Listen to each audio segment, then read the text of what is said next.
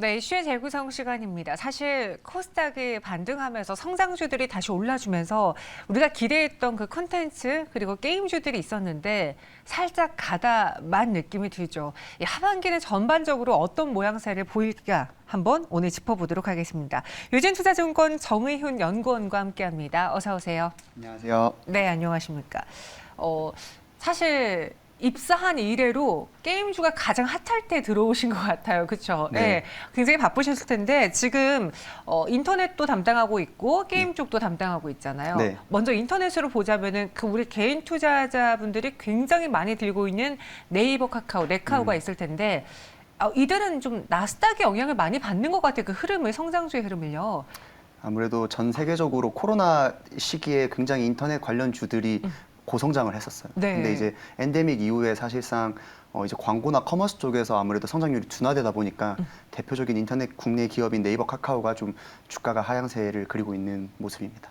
최근에 실적을 한번 볼게요. 네이버, 카카오의 경우에는 그 엔데믹 시즌이 이제 한 올해 2분기 때는 그 실적이 나왔을 텐데 이전에 비했을 때 얼마만큼의 변동이 좀 있었습니까? 그러니까 결국에는 실적 같은 경우는 성장을 하고 있는데 네. 문제는 이제 성장률이 둔화되고 있다는 거죠. 그러니까 이제 고성장률을 달성을 하면서 실제로 그 성장률이 높을 때에는 밸류에이션을 굉장히 높게 받았었는데 이게 성장률이 엔데믹 이후에 급격하게 이제 줄어들기 시작을 하면서 이제 이 높은 밸류에이션을 설명하기가 힘들어지고 그러다 보니까 주가가 좀 하향하고 있는 추세인 것 같습니다.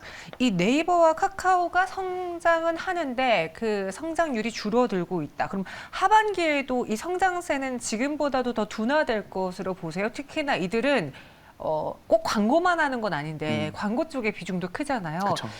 금리 인상 시기에 광고 그 비중을 좀 줄인다라는 그런 이야기가 있던데 타격을 받을까요? 사실 아무래도 경기 둔화의 우려로 인해서 광고주들이 대부분 집행을 좀 많이 줄이고 있는 추세이기도 하고 특히나 디지털 광고 같은 경우에는 이제 오프라인 쪽에서 많이 광고 쪽에 올라오면서 온라인 쪽이 상대적으로 좀 덜 성장하고 있는 건 사실이거든요. 그러다 보니까 광고 쪽에서 큰 두축을 하고 있는 네이버, 카카오가 타격을 받았던 거고 하반기에도 하반기에도 비슷한 추세는 이어질 것으로 보고 있습니다.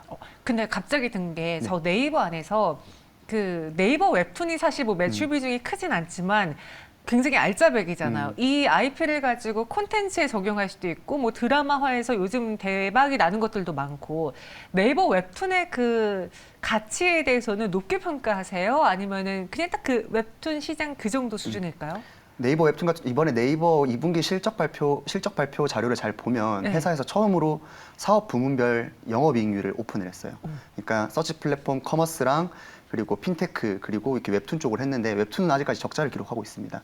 그런데 웹툰 같은 경우에는 적자를 기록하는 이유가 글로벌로 지금 진출해 있는 게 엄청 커요. 그러니까 국내 매출보다 해외 매출 비중이 더 높은 상황인데 이제 국내 같은 경우에는 마진율이 20%로 굉장히 잘 나오고 있는데 해외 같은 경우는 아직까지 국내처럼 시장 점유율을 확보하지 못했기 때문에 이 점유율 확보를 위해서 계속해서 마케팅 비용을 투자하고 있는 거죠. 그러다 보니까 지금 실적적인 측면에서 봤을 때는 현재 웹툰이 실적에는 부담이 되지만 이 이후에 점유율을 높이는 과정에 있어서는 성장 동력이 될 것이기 때문에 저는 웹툰도 굉장히 좀 긍정적인 방향으로 보고 있습니다. 그럼 네이버 쇼핑에 대해서도 여쭤볼게요. 지금 이 온라인 쇼핑이 정말 포화 상태라고는 하지만 여전히 1등은 네이버 쇼핑이잖아요. 2등과의 격차가 많이 큰 상황인가요? 어때요? 그러니까 지금 현재 국내 커머스 시장은 3파전이라고 보시면 될 것 같아요. 그러니까 지금 네이버, 그리고 쿠팡, 그리고 이제 신세계. 이제 이렇게 세 개인데 이 세 개의 회사가 지금 점유율을 굉장히 많이 늘리고 있고 아무래도 커머스 시장이 안 좋아지다 보니까 점유율이 낮은 업체들은 이제 좀 많이 퇴출되는 시기라서 이 세 개의 회사가 점유율을 계속해서 확보를 해나갈 것으로 보고 있습니다. 이렇게 네이버에 대해서는 제가 그래도 여쭤볼 만한 게 좀 있는데 지금 카카오는 네. 뭐를 가장 큰 캐시카우로 봐야 될지도 저는 질문을 드릴 때 좀 헷갈려요. 지금 카카오에서의 가장 돈을 많이 벌어들이고 연구원이 봤을 때 가장 앞으로도 이 사업은 성장이 있어 보여, 괜찮아 보여라고 하는 그 모멘텀은 뭘까요? 그러니까 지금 방금 두 개를 말씀해 주셨는데 네. 첫 번째가 캐시카우가 뭐냐라는 질문이셨고 두 번째가 성장 모멘텀이 뭐냐라고 말씀해 주셨잖아요. 앞에 있는 캐시카우 같은 경우에는 아직까지도 광고입니다. 그러니까 광고에서 일단 거의 대부분의 캐시를 벌어들이고 있는 건데 그러면 반대로 말하면 성장 동력을 이제 말씀을 드리면 카카오는 워낙 지금 사업 부문이 많기 때문에 뭐 하나를 탁 집어서 말씀을 드리기 힘들지만 현재 가장 눈에 띄고 있는 건 모빌리티예요. 그러니까 이게 엔데믹 이후에 사회적 거리두기가 해제되면서 사실 네. 택시 수요가 엄청나게 늘었잖아요. 그렇죠. 그러니까 지금 사실 저녁만 돼도 이제 택시가 안 잡힐 정도로 안 굉장히 많이 잡혀요. 그렇죠. 그래서 2분기 때 실제로 그 실적을 보시면 모빌리티가 실적에 속해 있는 플랫폼 기타 매출이 굉장히 크게 올랐어요. 그러다 보니까 3분기 때는 그럼 어떻게 될 거냐라고 했을 때 모빌리티가 3분기 때도 사실 비 많이 오고 이러다 보니까 택시 수요는 여전히 높았거든요. 그래서 아무래도 플랫폼 기타 쪽에서는 올해 같은 경우에는 모빌리티가 실적 성장을 좀 견인할 것이다라고 보고 있습니다. 그럼 네이버와 카카오의 이렇게 우리가 장점들을 좀 꺼집어내 봤는데 그럼에도 불구하고 전반적으로 봤을 때 성장의 둔화는 하반기에도 나타날 것이다. 그럼 이전에 그 네카오의 고공행진하던 주가를 지금 당장 바라기는 좀 욕심이겠네요. 아마 그 코로나 팬데믹 때 기록했던 그런 주가 고공행진은 좀 힘들 것으로 보고 있습니다. 알겠습니다. 네이버, 카카오 지금 보유하신 분들이 많으실 텐데 아직까지는 좀 시간이 필요해 보여요. 그럼 또 다른 섹터인 게임으로 넘어가 보도록 하죠. 게임주들이 최근에 그 리포트만 보더라도 증권가에서 별로 안 좋아하는 것 같은 그런 느낌이 들어요. 목표 주가가 이게 웬일입니까? 줄 하향되고 있거든요. 어떤 의견 때문인지 좀 저희 투자자분들께 설명해 주세요. 이번에 2분기 실적 발표 전후로 목표 주가가 많이 낮아졌는데 크게 두 가지가 있는 것 같아요. 첫 번째는 실적이 기대치만큼 안 나온 경우가 있는 회사가 있고, 그리고 두 번째는 실적보다 아무래도 신작 연기를 발표하는 회사들이 좀 타격을 많이 입었던 것 같습니다. 근데 상대적으로 후자인 경우가 좀 더 타격이 컸지 않았나라고 저는 보고 있어요.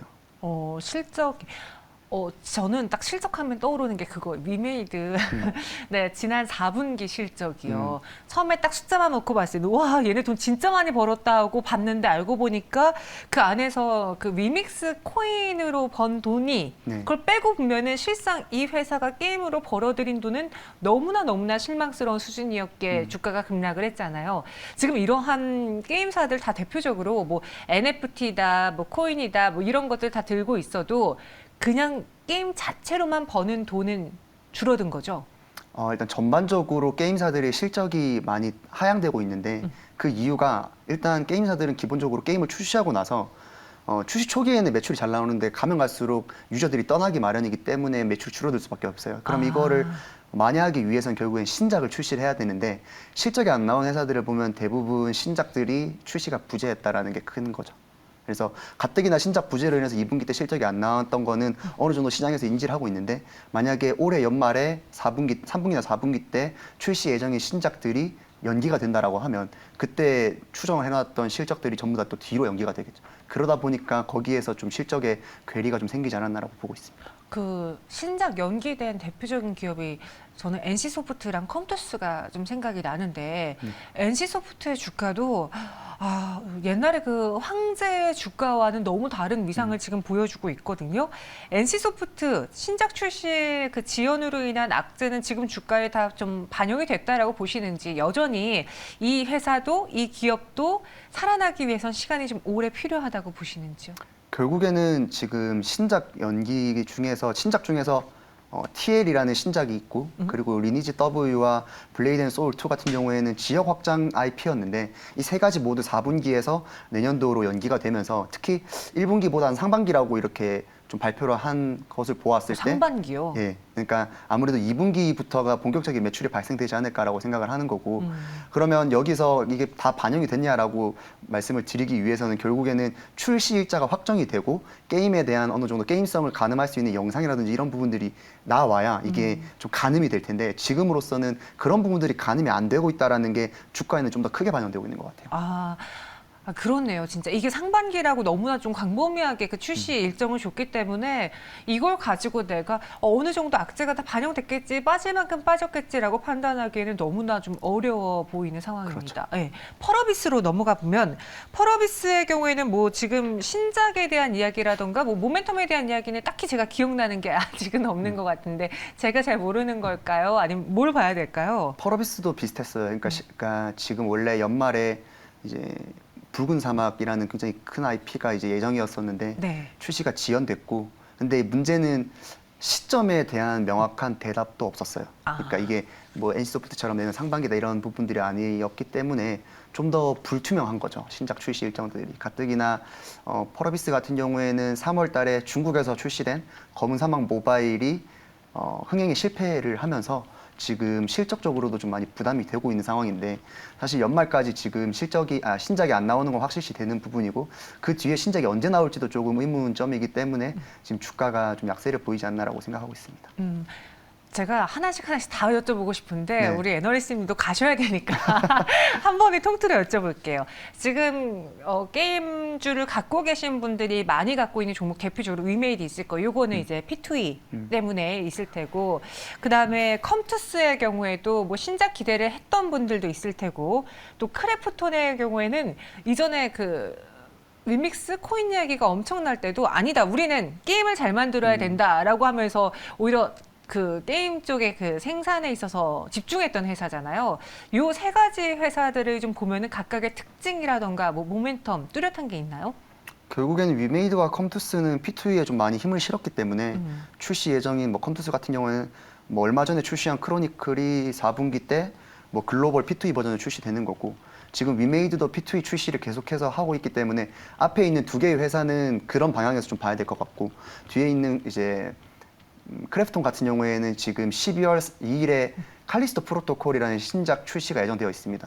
그런데 다음 주에 독일에서 열리는 게임스컴이라고 하는 이제 게임 맞아요. 그 이제 축제? 축제 같은 거 발표회 같은 네. 이제 거기에서 칼리스토 프로토콜이 이제 영상이 추가적으로 나올 텐데 이제 거기에 대한 신작 기대감을 있는 상태이죠. 방금 말씀해주신 그 유럽 게임쇼 게임스컴 2022가 다음 주 출시되잖아요. 네. 저희가 안 그래도 그거 관련된 종목을 한번 눈여겨보자라고 했는데 개인적으로 연구원님은 그 안에서 어떤 이슈, 어떤 기업, 뭔가 좀 기대되는 것들이 있습니까? 지금 현재 국내 상장 회사 중에서는 대표적인 게 크래프톤과 네오이즈 이 두 가지 회사가 될 거고 두 회사 모두 게임들을 좀 되게 지금까지 좀 기대감을 가지고 만들어 왔기 때문에 저도 실제로 영상들이 공개가 됐을 때 좀 기대가 되는 것은 사실입니다. 저희 또 업계에서는 보니 하반기는 오히려 게임 대형주보다는 중소형주에 주목하자라는 좀 분석도 나오던데 이거는 어떤 이유 때문일까요? 안 그래도 지금 게임 시장에 대해서 투자 의견이 그리 밝지만은 않은데 그러면 그나마 차라리 안정적인 대형주를 봐야 되는 거 아닐까라고 생각할 수도 있거든요. 그러니까 결국에는 지금 대형주들 같은 경우에는 큰 대형주들이 신작 출시 연기들이 거의 확정적으로 이루어졌고 네. 그리고 일부 게임들도 지금 많이 우려들을 표하고 있는 상황에서 오히려 게임들이 이제 사실 대형주 같은 경우에는 워낙 시가총액이 크다 보니까 게임 하나를 냈을 때 어느 정도 성공이 좀 담보가 돼야 되는데 중소형주 같은 경우에는 소위 말하는 중박 이상만 쳐도 이제 주가가 많이 움직일 수 있기 때문에 그 이제 투자자분들이 눈을 중소형주로 많이 돌리시는 것 같아요. 그런데 여기서도 중요한 건 뭐냐면 중박이 될 것이냐 안 될 것이냐에 따라서 주가 급락이 굉장히 지금 심한 상황입니다. 중소형주는 그래서 투자를 하실 때 좀 더 유의하시면 좋을 것 같아요. 똑같은 이슈여도 대형주의 반응과 중소형주의 반응이 다르고 그쵸. 또 그들이 받아들이는 그 매출의 변화도 크기 때문에 다르기 때문에 그래서 중소형주 쪽을 집중해 보는 게 어떻겠느냐라는 그런 분석이 나온 거고 그럼 통틀어서 봤을 때 하반기에 인터넷 그리고 게임 이런 쪽의 그 포트 비중은 늘려보는 게 좋을까요? 아니면 조금 더 보수적으로 보는 게 좋을까요? 그러니까 지금 예를 들면 만약에 가지고 계셨던 분이라면 지금 팔기에는 좀 늦었다라고 보고 있고요. 근데 하반기에도 지금 당장 포트를 늘리기에는 또 부담이 있는 상황입니다. 맞아요. 그러다 보니까 지금 이슈들을 좀 잘 점검을 하셔서 어느 정도 주가가 부담 없는 수준까지 내려갔을 때 포트를 좀 늘리시는 게 맞는 거지 지금 당장에 좀 많이 떨어졌다라고 해서 접근하는 건 좀 위험하지 않을까라고 생각을 하고 있습니다. 네, 사실 뭐 게임 애널리스트라는 직업을 갖고 있다 보니까 무조건 긍정적으로 이야기할 수도 있지만 그래도 현재 구간에 좀 확인해 볼 것이 분명히 있어 보이기 때문에 하반기에 지금 당장 무언가 비중을 다 덜어내리기도 좀 시간이 늦었고 그렇다고 비중을 늘려보기에도 확인할 것들이 더 필요해 보인다라는 다소 보수적인 관점, 중립 의견 드렸습니다. 여러분 참고해 주시고요. 여기서 인사드리도록 하죠. 오늘 설명 고맙습니다. 감사합니다.